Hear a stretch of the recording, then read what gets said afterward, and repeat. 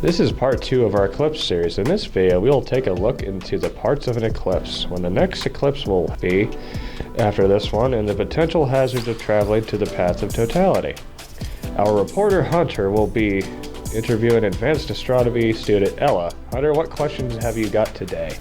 Hello Ella, can you tell me more about eclipses? I've heard terms like umbra and penumbra. Can you explain a bit about those terms? Yes, Hunter.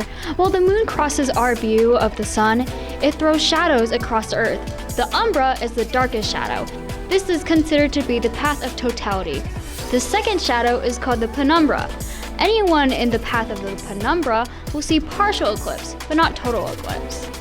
Thanks, and what about an annular eclipse? Is it different from a total eclipse? To understand what an annular eclipse is, you must realize the moon isn't always at the same distance from us. The moon has an elliptical orbit around us, meaning that it isn't a perfect circle. Sometimes it is closer to us, and sometimes it's farther away. When it's farther away, the moon appears a bit smaller than normal. So when it eclipses the sun, it doesn't actually completely cover the sun. Instead, it only blocks the center of the sun's disk, leaving the edges uncovered. This is an annular eclipse rather than a total eclipse.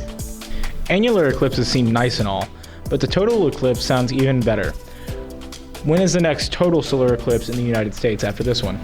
That is a good question. The next total solar eclipse will be visible in the contiguous United States in 20 years. Unfortunately though, that one in 2044 will only be visible in northern Montana and a small piece of North Dakota. But don't fret, the very next year in 2045, there will be another total eclipse sweeping across the United States from California to Florida.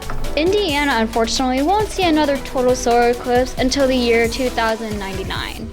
That's 75 years from now. And that's what makes this 2024 eclipse so special. You don't want to miss it. So since rural center Indiana will only see a partial eclipse on April 8th, I hope to travel further south like Indianapolis to experience totality. What should I expect when I travel on that day? Based on bookings through Indiana hotels, Verbos, and Airbnbs, Indiana is expecting 500,000 out-of-state travelers. That's over 10% of our state's population. Right. This means there will be tons of traffic, especially on the main roads, and there could even be traffic jams that may last hours. There could be both legal and illegally parked vehicles on roadsides, in people's yards and businesses, and there could be people standing in roadways. So be very careful while traveling. My advice is to take back roads, arrive early, and leave late, in order to avoid the worst of traffic. Also, be sure to pack extra food, drinks, and emergency supplies just in case.